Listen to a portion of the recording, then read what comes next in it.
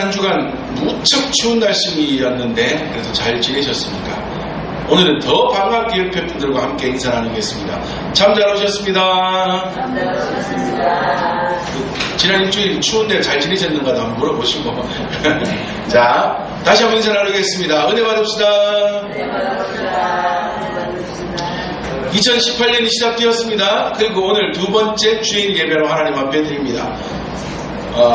올해 우리 밝은빛 성명교회의 표어는 온전한 그리스도인 되어 참된 복을 누리는 교회라고 정하였습니다. 그래서 온전한 그리스도인이 되는 길이 어떠한 것인가, 그리고 온전한 그리스도인이 될 때 우리가 받는 참된 복은 어떠한 것인가 하는 것을 한 해 동안 말씀을 통하여 계속하여 살필 것입니다. 그 가운데서 지난주에 말씀드린 대로 오늘부터는 마태복음 5장에서 7장에 이어지는 예수님의 산상수훈 말씀을 통하여서 참된 그리스도인이 되는 비결이 어떠한 것인가를 먼저 몇 주가 될지 몇 달이 될지는 모르겠지만 함께 살펴나갈 것입니다. 그래서 오늘은 첫 번째로요, 산상수훈 중에서도 먼저 팔복에 대한 말씀을 시작하기 전에 산상수훈의 말씀이 어떠한 말씀인가, 그리고 팔복이 예수님께서 어떠한 의미에서 우리에게 전하여 주신 것인가 하는 것을 살피는 서론격의 말씀을 함께 나누며 은혜를 함께 누리고자 합니다. 어느 목사님께서 택시를 타고 이동을 하시던 중에 택시기사를 전도해야 되겠다 마음을 먹으시고 처음에는 이런저런 얘기를 시작을 했답니다. 그랬더니 택시기사가 얼마나 부드럽게 말을 잘 받아주는지요. 그러다가 요때쯤 되면 물어봐도 되겠구나 라는 생각에, 기사님 혹시 예수님 믿어보신 적 있습니까? 라고 물었더니 택시기사가 갑자기 돌변을 하더랍니다. 그때까지 그렇게 부드럽던 인상이 딱 굳어지면서 딱딱한 말로 이렇게 얘기를 하더랍니다. 우리 아파트에 교회 다니는 아주머니 한 분이 계시는데 그 사람을 보면 교회 다니고 싶은 마음이 뚝 떨어집니다. 동네에서는 싸움꾼으로 유명하고요, 가장 이기적이고 악질적인 아주머니예요. 소문에 들어보니 교회 열심히 다닌다고 해놓고는 교회에서는 별로라고 하던데요, 헌금도 많이 하지 않고 아주 그냥 형편없는 모습으로 교회 다닌다고 하던데요, 우리가 소문을 들어서 알아요. 그래서 그 사람만 보면 교회에 다니고 싶은 마음뿐 아니라 교회에 대한 정마저도 뚝 떨어집니다 하고는 그냥 아주 그냥 막 딱딱한 목소리로 얘기를 해서 그 다음에 말을 이어가지를 못했대요.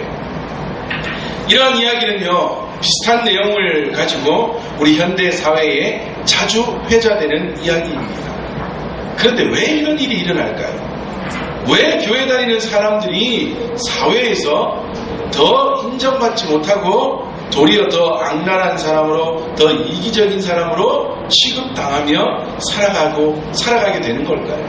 왜 사회에 본이 되지 못하는 것일까요? 남들 다 놀러가는 이 좋은 일요일날 꼬박꼬박 교회에 옵니다. 예배드립니다. 기도도 하고 주어진 직분에 따라 봉사도 하고 열심을 다하는데, 아니 왜 사회에만 나가면 그런 취급을 당하고 사람들에게 인정을 받지 못하고 살아가는 것일까요? 왜 그럴까요?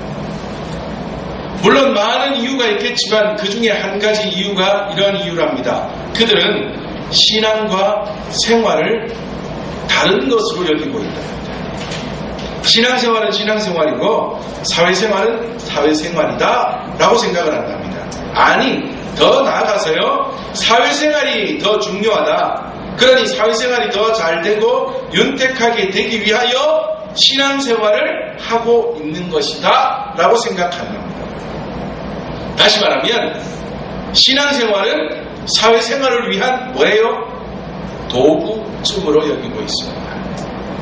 그러니 올바른 신앙생활을 하지 못하고 오직 자신의 삶과 세상의 중심에 자신이 서 있어서 나의 이 사회생활이 잘 되기 위하여서 내가 신앙생활을 좀 열심히 해서 그 덕으로 내 사회생활이 더 잘 되게 만들어야지 라는 생각으로 모든 삶의 중심에 자기가 서 있어서 자기만 중요하고 자기의 일만 중요하다고 생각하고 살아가기 때문에 사회에서 인정을 받지 못하고 도리어 사회에서 더욱더 이기적이고 악랄한 사람으로 취급을 당하며 살아가게 됩니다. 심지어는 어떤 사람은 말하고 어떤 사람은 이런 얘기합니다. 그리스도인들은 그리스도의 향기를 바라는 사람이라고 말하더니 지나가기만 하면 악취가 풍기는구나 라고 이야기까지 합니다. 우리는 이제까지 착각하며 살았습니다. 예수를 믿고 신앙생활을 하고 교회에 다니는 것이 이 땅에서 내 삶이 잘 되고 내 삶을 윤택하게 되어 그 모든 것을 누리기 위한 수단이라고 생각하며 신앙생활을 해왔던 것이에요. 신앙생활 잘하면 사회생활이 잘 될 거야. 기도 많이 하면 내 삶이 좀 더 좋아질 거야. 열심히 교회에서 열심을 내면 내 삶이 더욱더 윤택해질 거야. 하나님 앞에 간절히 바라면 내 사업이 더욱더 잘 될 거야. 나는 이것을 위하여 사는데 이 신앙생활은 이 나의 모든 사회생활과 나에게 내가 하나님 앞에 요구하는 것들에 대한 도구이다 라고 이제까지 우리는 신앙생활을 해왔다는 겁니다. 그래서 마태복음 5장이 전하는 팔복이야 또는 시편 1편에서 전하는 복이라는 개념을 오직 하나님께서 우리에게 주시는 이 땅의 복 또는 재물 또는 권세 등을 얻기 위한 수단 또는 조건이라고 생각해 왔다는 거예요. 잘못된 생각으로 우리는 이제까지 걸어왔다는 거예요. 그러니 우리가 이 세상 가운데서 올바른 그리스도의 모습을 나타내지 못하고 도리어 이 세상 가운데에 악취를 풍기며 이 세상 사람들에게 도리어 이기적인 사람으로 취급을 당하며 살아오게 되었던 것입니다. 그렇다면 이제 어떻게 해야 하겠습니까? 어떻게 하면 악취가 아니라 그리스도의 향기를 바라며 사는 사람이 될 수 있을까요? 그것을 성경 전체는 우리에게 가르쳐 줍니다. 그 가운데서도 특히 마태복음 5장에서 7장까지의 말씀을 통하여서 예수님께서 산상수훈이라는 것을 통하여서 우리가 이 세상의 삶을 어떻게 살아가야 할지에 대해서 가르쳐 주십니다. 마태복음 5장에서 말하는 복, 시편 1편에서 말하는 복이라는 개념은 우리가 이 땅에서 살아가면서 받아야 하는 이 땅의 어떠한 좋은 복을 말하는 것이 아니라 하나님 나라를 살아가는 사람들이 누려야 할 진정한 행복에 대한 말씀입니다. 하나님 나라라는 개념은요, 좀 심오한 뜻을 가지고 있어서, 저는 우리 교회 좀 작은 개척교회지만 하나님 나라에 대한 올바른 개념을 가지신 어떤 귀한 목사님들이 오셔서 좀 말씀을 좀 잘 가르쳐 주셨으면 하는 그러한 생각을 가지고 있기도 합니다. 그러한 분들을 초청을 해서든 아니면 제가 좀 더 연구를 해서든 하나님 나라에 대한 좀 심오한 깊이 있는 말씀의 내용을 다룰 날이 있을 것입니다. 그렇지만 오늘과 그리고 몇 주간의 말씀을 통해서 우리가 함께 알아야 하기에 하나님 나라라는 것을 좀 더 쉽게 이야기하면 이렇게 됩니다. 하나님 나라는 하나님이 통치하시는 나라입니다. 조금 이따가도 말씀드리겠지만 예수님이 회개하라 천국에 가까이 왔느니라 라고 말씀하실 때, 아니 그 앞에 세례요한부터 회개하라 천국에 가까이 왔느니라 라는 말씀을 전할 때 우리는 거기에서의 천국을 어떻게 생각했다고요? 죽어서 가는 나라.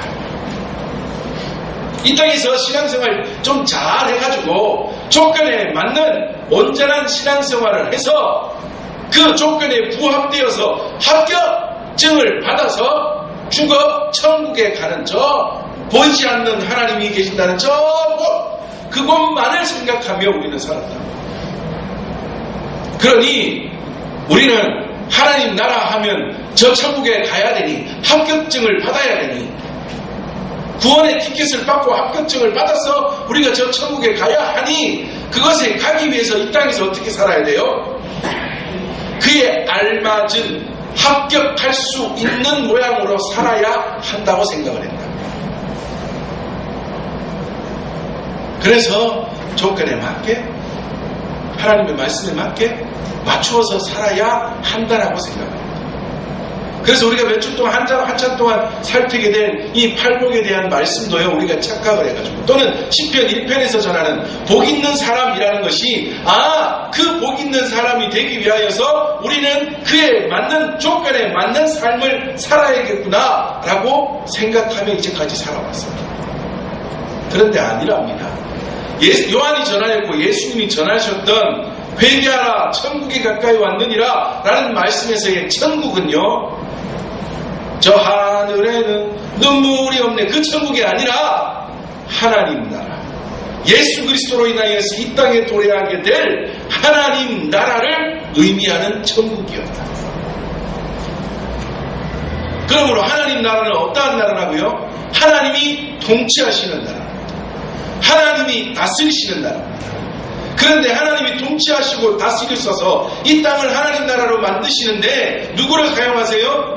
우리를 사용하십니다. 우리를 통하여서 우리가 하나님의 뜻을 깨달아서 하나님을 믿는 우리들이 이 세상 가운데서 올바르게 살아서, 제가 작년에도 재작년에도 몇 주 동안 함께 나누면서 잘 살아봅시다라는 말씀을 통해서 전해드렸죠. 그 잘 사는 삶의 모습을 통하여서 하나님의 뜻과 하나님의 공의와 하나님의 정의를 이 땅에 전하면서 이 땅을 변화시켜 나가는 삶을 통하여 사람들, 또는 더 나아가 이 나라 국가를 제자화시키는 것, 이것이 바로 하나님 나라. 하나님 나라는 그러한 나라. 예수님께서 전하셨던 회개하라 천국이 가까이 왔느니라 라는 그 말씀도 역시 똑같은 개념이라고요. 너희들 가운데 이러한 하나님 나라가 임하였다, 임할 것이다, 그리고 임하였다. 그러니 너희가 하나님 나라의 백성으로 살아가도록 하여라. 그렇게 우리에게 주신 말씀입니다. 그런데 우리는 자꾸만 신앙생활이라는 것이 저 천국에 가기 위한 조건이라고 생각하며 이제까지 살아왔다.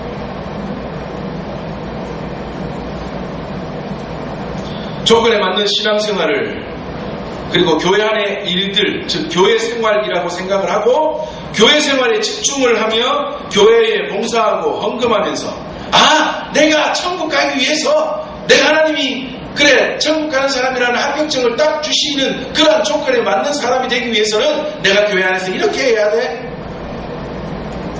기도도 이렇게 해야 되고 봉사도 이렇게 해야 되고 이런 열심을 내야 돼, 이런 모양으로 열심을 다 해야 돼, 그래야지 조건에 맞지 라고 생각을 해요.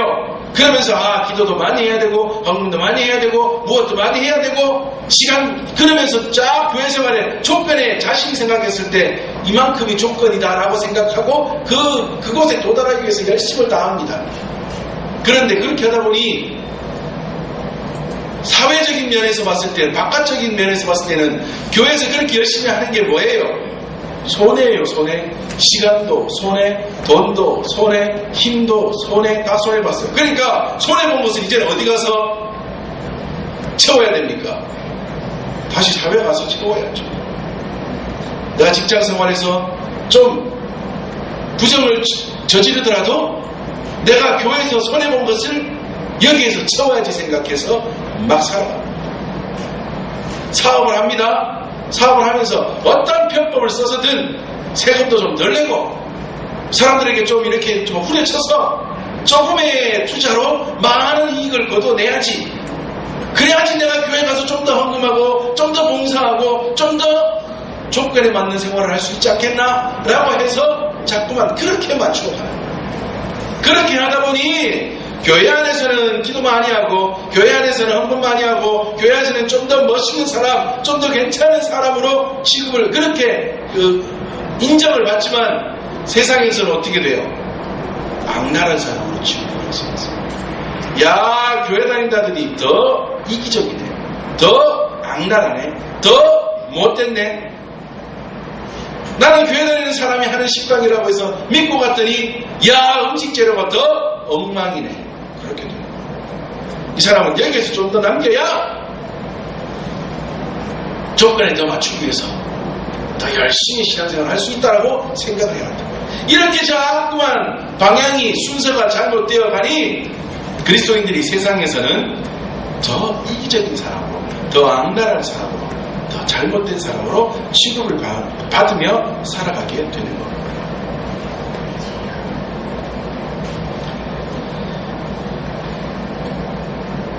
그런데 우리가 살아야 할 삶은 그러한 삶이 아니랍니다.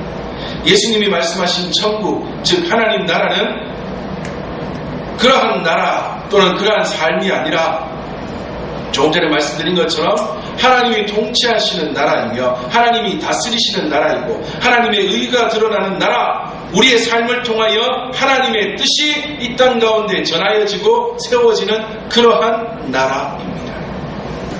그렇다면 이제는 잘못된 순서에 의해서 잘못된 살아왔던 삶을 이제는 벗어버리고 하나님이 기뻐하시는 온전한 하나님 나라의 백성으로서의 삶을 살아가기 위해서는 어떻게 하면 되겠습니까? 그렇다면 어떻게 하면 그러한 삶을 살아갈 수 있을까요? 어떻게 하면 되는가 하면 다르고 구별된 삶을 살아야 합니다. 이 땅의 사람들과는 다르고 구별된 삶을 살아야 합니다. 마태복음 6장 8절 말씀에 보면 그러므로 그들을 본받지 말라 말씀합니다. 물론 이 말씀은 이방인들처럼 중언부언하는 기도를 하지 말라라고 예수님께서 말씀을 전해주시는 부분인데요. 그런데 그 부분에만 적용되는 것이 아니라 그러므로 그들을 본받지 말라라는 이 말씀은 팔복 그리고 더 나아가 산상순 전체를 관통하는 주제입니다. 마태복음 5장에서 7절까지의 말씀의 주제가 그러므로 그들을 본받지 말라라는 말씀입니다. 자, 그렇다면 누구를 본받지 말라는 것일까요? 먼저는 하나님을 믿지 않는 사람들을 본받지 말라는 것입니다. 세상 사람들, 그 세대를 본받지 말라 이 말이에요. 너희가 그 세대 가운데 나아가 그리스도의 모습을 통하여서 그들에게 온전한 하나님 나라를 전하는 자가 되어야 하는데, 복음을 전하는 자가 되어야 하는데 도리어 그들 가운데 그들을 본받아 그들 가운데 휩싸여 살아가면 되겠느냐? 그들을 본받지 말라라고 말씀하시는 겁니다. 그런데 이것과 함께 중요한 것이 있는데요. 거기에서 그치는 것이 아니라 형식적인 그리스도인, 형식적인 기독교인들과는 구별된 삶을 살아야 한다라고 말씀합니다.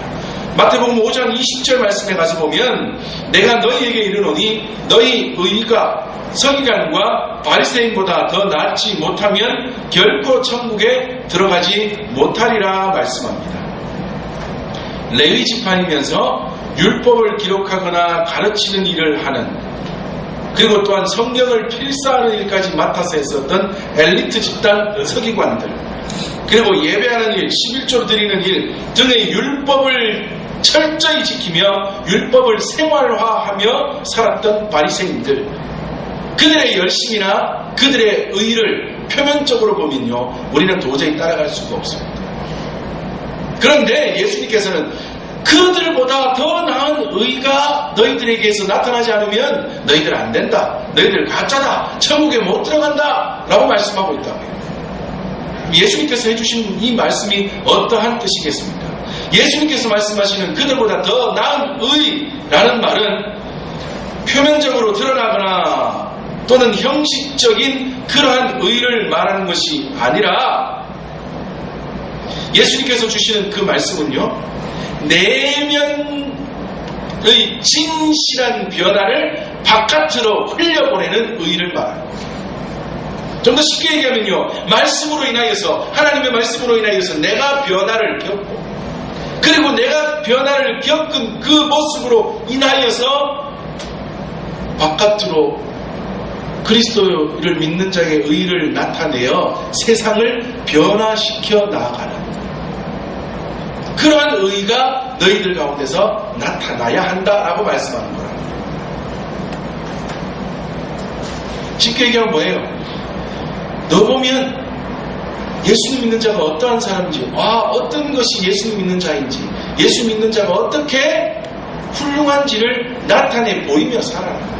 그리스도의 향기를 바라며 살아라. 하나님을 믿는 자의 표를 나타내며 살아라 라고 전해 주십니다. 이것이 더 나은 의라는 겁니다. 여러분, 그렇게 열심을 내고 그렇게 의로운 사람으로 취급을 받았던 서기관들, 바리새인들, 당시에 함께 믿음 생활했던 다른 일반인 기독교인들에게는 인정을 받았습니까? 못 받았습니까? 인정을 받지 못했어요. 그들은 그렇게 열심을 냈는데, 그렇게 자신들이 생각했을 때는 의롭다 생각을 했는데, 다른 기독교인들, 다른 그리스도인들에게는 인정을 받지 못했다고요. 왜요? 형식적이기 때문에, 외식적이기 때문에. 이렇게 해야 멋있는 겁니다. 이렇게 해야 진짜 그리스도인이야. 아니, 진짜 하나님의 사람이야. 그들은 그리스도 예수를 믿지 않았으니 진짜 하나님의 사람이야 라고 생각하며 열심을 냈다. 이렇게 해야 돼. 그래야 조건에 맞아. 그래야 진짜 하나님을 믿는 사람이라고 할 수 있어 라고 생각하며 행동하고 신앙생활을 했기에 다른 이들에게는 인정을 받지 못해요. 그래서 그들을 바라보시면서 예수님께서 너희들은 그들보다 더 나은 의가 나타나야 돼. 그렇지 않으면 너희들은 천국에 들어가지 못할 거야 라고 말씀하십니다. 너희들은 조건에 맞는 외식적이고 형식적이고 누군가에게 보이기 위한, 또한 자기가 생각했을 때의 조건이라고 생각하는 곳, 그곳에 도달하기 위해서 신앙생활하지 마라. 너희들 내면에서 하나님의 말씀으로 인한 변화를 겪고 나서 그것이 자연적으로 너희들 밖으로 흘러나와서 세상을 변화시켜 나가는 그러한 삶을 살아야지. 그게 더 나은 의고, 그러한 더 나은 의를 너희들이 나타낼 때 너희들은 천국 백성, 하나님 나라의 사람으로서 이 세상을 살아가는 것이다 라고 예수님께서 말씀해 줍니다. 왜 지금 이렇게 길게 막 이런 설명을 드렸느냐? 이것을 설명하는 것이 우리가 이제 다음 주부터 살펴보게 될 팔복에 대한 말씀, 산상수훈에 대한 말씀이다. 우리는 이제까지요, 팔복, 산상수훈 또는 특히 팔복에 대한 말씀을 잘못 생각하며 살았어요. 특히 팔복에서 복이 있나니 라는 구절을 우리는 어떻게 생각했냐면, 심령이 가난한 자는 복이 있나니, 그러면 심령이 가난해지면 복을 받는구나 라고 생각했다. 복을 받기 위해서는 뭐 해야 된다고요? 심령이 가난해져야 하는구나. 그러니 심령이 가난해지는 방법은 이겁니다, 저겁니다, 저겁니다, 저겁니다 라고 설명을 하고, 그리고 그것에 맞추기 위해서 막 열심히 생활했다. 그런데 아니에요. 팔복이 전하는 이러한 구조는 어떤 구조가 있는가 하면요, 이러이러한 사람은 복이 있다. 그 이유는 이러이러한 복이 있기 때문이다. 이러한 구조로 되어 있어요. 조금 헷갈리시죠? 여기다 넣어서 말하면 이렇게 됩니다. 자, 그거 보여주세요. 이러이러한 사람은 복이 있다. 자, 심령이 가난한 사람은 복이 있다. 그 이유는 천국이 그들 가운데 임하는 복이 있기 때문이다. 이러한 구조로 됩니다. 자, 그러면 이러한 구조로 본다면 심령이 가난한 것이 복을 받기 위한 조건이 맞습니까? 아닙니까? 아니에요. 이미 뭐라는 거예요? 심령이 가난한 자이다. 그러한 심령이 가난한 자는 복이 있다. 어떤 복인지 아느냐? 천국이 저들의 것이 되는 복이 그들에게 있다 이 말이에요. 천국이 저들의 것이 되는 그 복을 받기 위해서 너희들이 심령이 가난해져야 돼? 아니라고요. 이미 그들은 심령이 가난한 자들이다. 그들에게는 복이 있다. 어떠한 복이냐? 천국이 그들의 것이 되는 복이다. 그런 구조로 말씀해주고 있다. 우리는 이것을 자꾸만 조건이라고 생각한다고요. 하나님의 은혜로 구원을 받은 사람은 자신에게서 무언가 훌륭한 것이 나와서 구원을 받은 것이 아닌 것임을 우리가 깨달아야 되는데도 우리는 그것을 자꾸 잘못 생각해가지고 나에게서 무언가가 나와서 내가 잘하면 복을 받는구나. 심령이 가난한 것이 조건이구나. 그 조건에 맞추기 위해서는 내가 어떻게 해야 되는가를 자꾸 고민하게 된다고. 그런데 그 조건에 맞출 수 있는 사람 아무도 없습니다. 우리가 심령이 가난하여지면 하나님의 복을 받고 하나님의 은혜를 누리고 구원 백성이 될 수 있다면 예수님이 이 땅에 오실 이유가 있었을까요? 없었을까요? 전혀 없었어요. 예수님이 오실 필요가 없이 심령이 가난하게 만드시고 애통하게 만드시고 의에 줄이고 목마르게 만드시면 그것으로 인하여서 은혜를 누리고 복받고 구원받는데 왜 예수님께서 굳이 이 땅에 오셔서 십자가를 지셔야 했겠냐고요. 그러니 심령이 가난한 것은 복을 받는 조건이 아닙니다. 애통하는 자가 되는 것은 복을 받는 조건이 아니라 내게서 무언가 나와서 그것을 복을 누리는 비결이 되는 것은 절대 아니라. 팔복이 전하는 말씀은 어떠한 말씀인가 하면 하나님을 믿는 자가 이미 가지고 누려서 살아가야 할 삶의 모습을 이야기해 줍니다. 너희들이 하나님을 믿는 사람이냐? 너희들이 그리스도의 사람이냐? 너희들이 이 땅 가운데에 소금과 빛으로서 살아갈 사람이냐? 이 세상에서 이 세상을 변화시켜 나갈 온전한 그리스도인으로 살아가는 자들이냐? 그렇다면 너희들이 살아가야 할 삶의 모습이 이거야. 심령이 가난하고 애통하고 그렇게 너희들이 살아가야 돼. 무슨 말이냐면 이미 너희들이 하나님을 믿는 자가 되었다면 너희들 속에 이것들이 있기 때문에 이것을 너희들이 붙들고 살아가야 하는 것이야 라고 말씀해 주는 게 팔복 말씀이다. 팔복이 심령이 가난해지고 애통한 자가 되면 복 받는구나. 우리 집에 뭐가 안 되는데 이번에 집 한 채 샀으면 좋겠는데 이번 주 승진 좀 했으면 좋겠는데 그러면 심령이 가난해지면 승진 되나? 애통한 자가 되면 집 한 채 떡 살 수 있는가? 그렇게 해가지고 마치 저 팔공산에 비는 사람들처럼 열심을 다하여서 심령이 가난해지기 위해서 어떠한 조건들이 있지 맞추려고 열심을 내고 덕을 쌓으며 열심을 쌓으며 공덕을 쌓으면서 신앙생활하는 거 다 아니라. 그것을 말하는 게 아니라고요. 그리스도인으로 살아간다는 것은 온전한 그리스도인이 된다는 것은 내 이 사회에서의 살아가는 삶이 잘 되기 위하여 신앙이라는 것을 끌어들여 도구로 만들어 내 사회생활이 좀 더 잘 되게 만드는 그것이 사회생활이니까 그것이 신앙생활이 아니라 그것을 위하여 우리가 예수 믿는 것이 아니라 그것을 위하여서 팔복을 이용하고 시편 1편을 이용하고 성경의 많은 구절들을 이용하여 살아가는 것이 아니라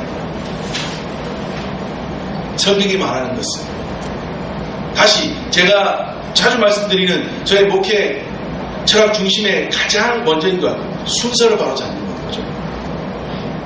가장 먼저인 것은요 이미 우리가 받은 구원의 은혜 가운데에서 뭐 하는 거예요? 감사하며 뭐 하는 거예요? 살아가는 거예요. 아멘. 우리는 그것을 위하여 이 땅을 살아가고 있고 우리가 아직까지 하나님께서 우리에게 목숨을 붙여주고 있는 거예요. 우리가 받은 구원의 은혜 그 가운데에서 감사하고 그 가운데에서 주신 사명의 삶을 살아가는 겁니다. 아멘. 그것을 위하여 우리가 지금도 살아있고요 우리가 지금도 살아가는 겁니다.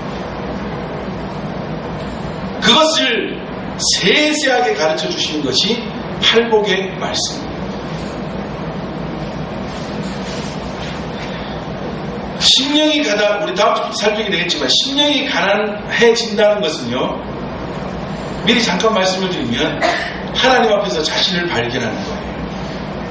심령이 가난하다. 어떤 목사님들은 심령이 가난한 자는 복이 있나니에서 심령을 빼버리고 가난한 자는 복이 있나니라고 해가지고 마치 가난한 사람들이 복을 받는 것처럼 모자란 사람들이 복을 받는 것처럼 부족한 사람들이 복을 받는 것처럼 해가지고 봐라 성경에 보면 약한 자를 통하여서 강한 자를 부끄럽게 하시는 그러한 하나님이 아니시냐. 그러므로 너희들 부족하냐 가난하냐 힘드냐 너희들에게 복이 그 말씀이 아니에요. 여기서 말하는 심령이 가난하다라는 말은 하나님 앞에서 나 자신을 발견하여 너무나 크고 너무나 놀라우신 하나님 앞에 자신이 딱 서 있으니 아이고 정말 나 아무것도 아니네. 여러분, 세상에서 제일 무서운 사람이 누구라고요? 책 한 권 읽은 사람. 무식한 사람보다 더 무서운 사람이 책 한 권 읽은 사람이에요. 책 한 권 읽고 그게 다인 줄 알고. 그래서 저도 이번에 산상수훈 위해서 책 한 5권, 6종류 샀습니다. 지금. 한 권 읽고 설교하면 무식한 목사들이요. 한 5종류로 사가지고 그렇게 보고 있는데요. 세상 제일 무식한 사람이 책 한 권 읽은 사람. 근데 그 무식을 깰 수 있는 방법이 뭔지 아십니까? 그 한 권 읽은 책의 내용에 통달한 박사 앞에 서면 5분만 얘기해보면 찍소리도 못합니다. 아이고, 내가 알고 있는 건 다 뻥이네. 아무 소리도 못하고 그냥 1시간이고 2시간이고 입고 닦고는 땀 뻘뻘 흘리면서 앉아있다가 집에 돌아갈 거예요. 진짜 앞에 서면 부족한 자는 자신의 부족함을 깨닫게 됩니다. 우리가 하나님 앞에 서면요, 내가 공부 좀 많이 했다, 내가 뭐 좀 가졌다, 나에게 뭐 좀 있다, 아무리 내가 이 세상에서는 내세워도 하나님 앞에, 진짜 하나님 앞에 딱 서면 내가 아무것도 아닌 존재로 깨달아진다. 아니, 하나님, 정말 내가 이렇게 부족한 자였나? 내가 하나님 앞에 죄인이었네요. 하나님이 나로 인하여, 나 때문에 독생자들 예수 그리스도를 이 땅에 내어 보내주셨네요. 예수님은 나 때문에 하나뿐인 생명을 십자가에 버리셨네요. 나같이 이렇게 부족한 자인데도 나를 살리시기 위해서 그 놀라운 은혜 베풀어 주신 하나님, 내가 하나님 앞에 서니 아무것도 아니네요 라는 것을 깨닫게 되는 것이 심령이 가난한 거예요. 아멘. 그게 심령이 가난한 거예요. 대표적인 인물이 누구 있습니까? 사도 바울 아닙니까? 공부도 많이 했어요. 그 당시에 본이 있는 사람이었어요. 아마 그 집안에는 재물도 있지 않았을까 생각해 볼 수 있다. 그런데 예수님을 만나자 그 모든 것을 다 배설물로 여기고 맨날 하는 말이 뭐예요? 아이고, 내같이 모자란 놈, 내같이 모자란 놈, 내같이 모자란 놈, 내같이 모자란 놈도 하나님이 들어서 사용하시네.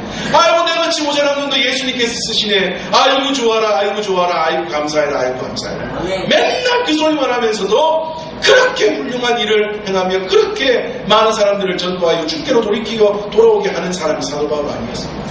그 심령이 가난한 심령. 자, 그런데요, 그러한 가난한 심령이 되면 어떻게 되는지 아십니까? 하나님 앞에서 자신을 알기에, 자신이 드러나 보이기에 어떻게 할까요? 맨날 자신 때문에 웁니다. 나의 죄, 나의 부족함, 나의 어리석음, 하나님 이런 나인데도 나를 위하여 그 놀라운 은혜 베풀어 주셨네요. 하나님 감사합니다 하면서 하나님 앞에서 울고 웁니다. 그러니 심령이 가난한 자가 어떠한 자가 돼요? 애통한 자가 됩니다. 하나님 앞에서 자신의 부족함을 알고 우는 자는 그 마음이 이제 어떠한 마음이 될까요? 온유한 마음이 됩니다. 온유한 마음이 되어서 모든 사람들에게 또한 온유를 나타내 보이며 살아갈 수 있는 겁니다. 자, 온유한 자가 되면 이제 하나님 앞에서 자신을 발견하여 우는 자가 되고 이제 온유한 자가 되었습니다. 그러면 자신에 대하여서는 하나님 앞에서 온전함이 드러나기 위해서 이제 좀 모습이 갖추어져 갑니다. 그럼 이제는 그 사람은 눈을 어디로 돌릴까요? 세상으로 돌리게 됩니다. 세상을 바라보니 하나님의 의가 드러나지 않아요. 이 세상이 온전히 하나님의 땅으로, 하나님 나라로 이루어지지 않아요. 하나님의 의가 드러나지 않아요. 그러니 아까 조금 전에 말씀드린 것처럼 내가 하나님의 말씀으로 인하여 내 내면의 변화가 일어난 내 속에 있는 하나님의 의가 이제는 어떻게 되기를 소망하는 겁니까? 내게서 흘러나오기를 소망한다고요. 그래서 이 세상을 변화시키기를 소망한다고요. 그러므로 어떠한 사람이 돼요? 의에 줄이고 목마른 사람이 돼요.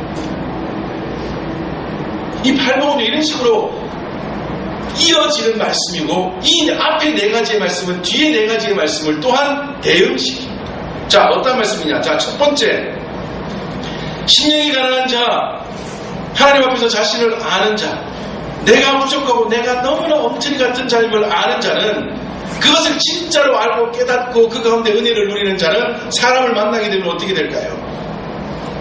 긍휼히 여깁니다.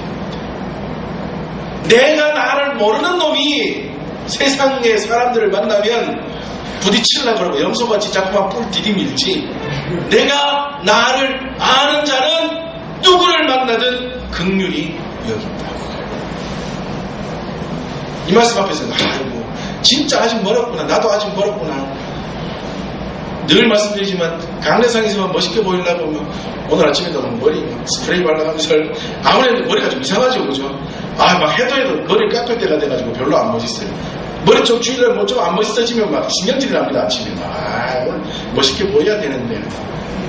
강례상에 섰을 때는 멋있지 내려가면 아직까지 멀었구나라는 것을 이 말씀 앞에서 또 발견합니다. 지금은 이렇게 강상에서 멋있다고 멋있게 보이려고 노력하고 말씀을 전하지만 세상 가운데 나가면 염소같이 자꾸만 뿔을 들이미는 내가 하나님 앞에서 심령이 가난한 자가 되지 못한다는 것을 알게 됩니다. 심령이 가난한 자는 어떻다고요? 긍휼히 여기게 됩니다. 자, 둘째로 애통하는 자, 그런 자가 하나님 앞에서 자신에 대하여 알고 우는 자가 되면 하나님 앞에서 모든 것을 다 내어놓고 울면 어떠한 사람이 돼요? 마음이 청결한 자. 자, 세 번째, 그러한 자가 이제는 하나님 앞에서 자신을 알아 온유한 자가 되면 세상 가운데 나가 살 때 어떻게 될까요? 그리스도의 화평을 세상 가운데 전하며 살아가게 됩니다. 그리고 이제는 내 가운데서 의가 드러나 이 세상 가운데 의가 나타나고 내가 전하는 그 그리스도의 의를 통하여 이 나라가 하나님의 나라가 되기를 소망하며 살아가는, 다시 말해서 의에 줄이고 목마른 자가 삶을 살아가면 어떤 삶을 사는지 아십니까? 의를 위하여 핍박받는 것을 두려워하지 않습니다. 무서워하지 않아요. 조건에 신앙생활을 조건이라고 생각하는 사람은 이 세상 가운데서도 맞서 싸우려고 하다가 조금만 팡 하고 부딪혀면 어떻게 돼요? 어이구 큰일 나겠다 싹 숨어버립니다. 그러나 진짜 그리스도 안에서 심령이 가난한 자가 되고 애통한 자가 되고 온유한 자가 되고 하나님이 기뻐하시는 그 모습을 가져 살아가는 자가 되면 의에 줄이고 목마른 자가 되어 이 세상 가운데 나아가 살아가면요 어떤 핍박이 다가와도 무섭지 않습니다. 두렵지 않습니다. 그 모든 것에 맞서 싸워 이길 수 있게 된다. 우리 지금 함께 예배드리지 못하고 있는 우리 김강지 집사님, 제가 늘 마음이 안타까운 것이요. 뭐가 있냐면 그러잖아요. 교회 지금 또 춥고 몸도 안 좋으시고 여러 가지 이유 때문에 교회를 못 오시지만 그 이유 중에 하나가 어떤 한 사람이 교회에 대해서 얘기했더니 교회 간다고 그러길래 교회가 그 사람은 교회 자꾸 오늘도 밥 주나? 나 그럼 밥 주면 교회 가야지 이랬더니 강지 집사님 그랬대요. 교회 밥 먹으러 가나? 교회는 예배 드리러 가고 교회를 가야 되니까 가는 거지. 교회를 밥 먹으러 가나? 그랬더니 그 사람이 집사님한테 막 욕을 하고 막 삐삐삐삐삐삐삐삐 하면서 막 욕을 해가지고 그것이 막 너무 기분이 나쁘다고 그랬더라고요. 근데 저는 생각이 그것만 이기면 복 받는데 진짜 그것만 이겨 넘어가면 복이라고. 의를 위하여 핍박받는 것을 두려워하지 않으면 우리가 살펴볼 팔복 저 밑에 말씀에 가면 도리어 너희가 의에 대하여 핍박을 받거든 기뻐하라. 너희들의 하늘에서의 상이 크민이라 말씀한다고요.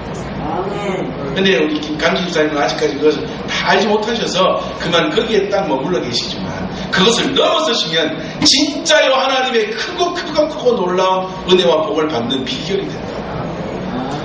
여러분 예수 믿는 것 때문에 욕 먹어 보셨습니까?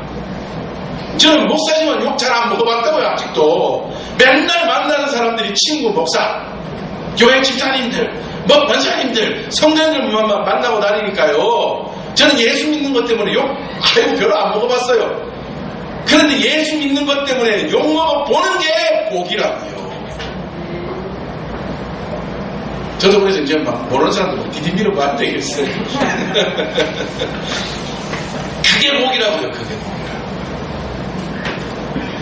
의를 위하여 핍박받는 것을 두려워하지 않는 자가 되어 이 세상의 삶을 살아가는 그러한 한 사람 한 사람의 삶을 통하여 이 땅에 하나님 나라가 이루어지게 됩니다. 그것을 가르쳐주는 것이 팔복의 말씀이고 그것을 가르쳐주는 것이 산상수훈의 말씀입니다. 시간이 많이 지났지만 이 말씀을 우리가 나의 말씀으로 받아야 돼요. 나의 말씀.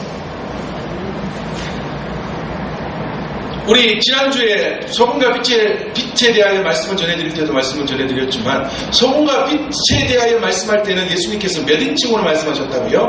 2인칭으로 말씀하셨어요. 그런데 팔복을 말씀하실 때는 몇 인칭으로 말씀하셨다고요? 3인칭으로 말씀하셨다고요. 야, 심령이 가난한 그 어떤 사람은 복이 있는데 천국이 그들의 것이 될 것이야. 애통하는 자가 어떻고?